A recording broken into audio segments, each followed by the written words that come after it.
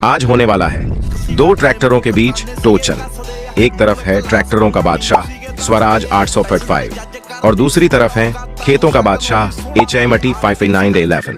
आप स्वराज की साइड हो तो वीडियो को लाइक कर दो और अगर HMT की साइड हो तो वीडियो को सब्सक्राइब कर दो।